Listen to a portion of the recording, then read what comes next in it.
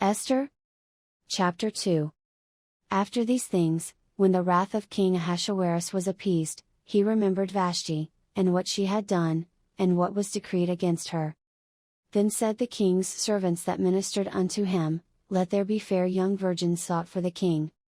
And let the king appoint officers in all the provinces of his kingdom, that they may gather together all the fair young virgins unto Shushan the palace, to the house of the women, unto the custody of Hegai the king's chamberlain, keeper of the women, and let their things for purification be given them.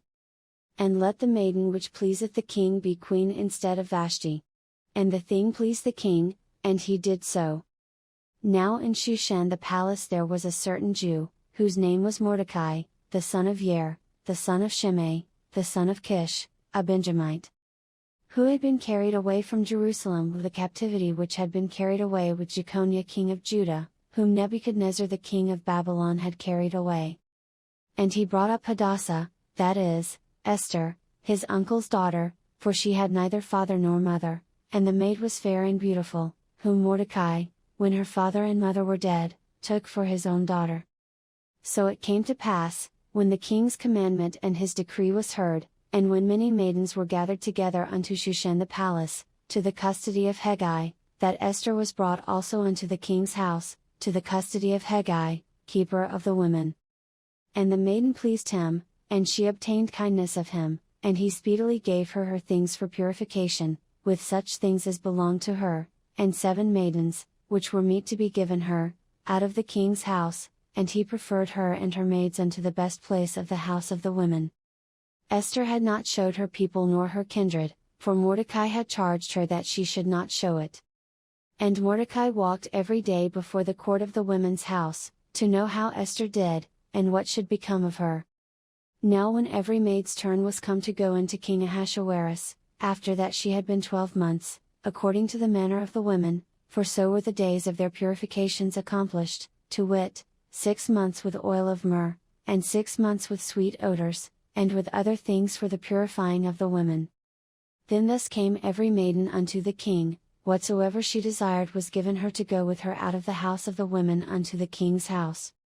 In the evening she went, and on the morrow she returned into the second house of the women, to the custody of Shashgaz, the king's chamberlain, which kept the concubines. She came in unto the king no more, except the king delighted in her, and that she were called by name.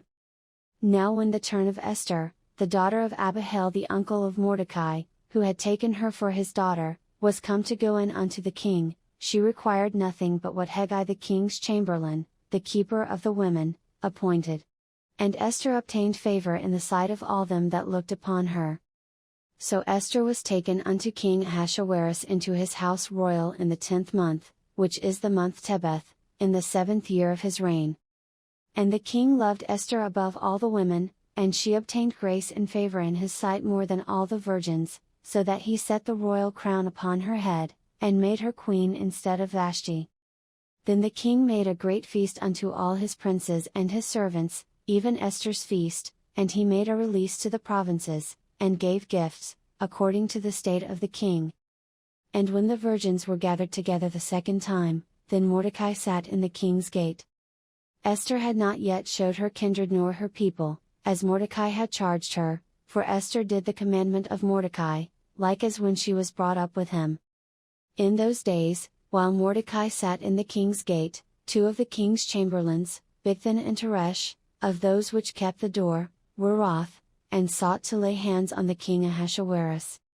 And the thing was known to Mordecai, who told it unto Esther the queen, and Esther certified the king thereof in Mordecai's name. And when inquisition was made of the matter, it was found out, therefore they were both hanged on a tree, and it was written in the book of the Chronicles before the king.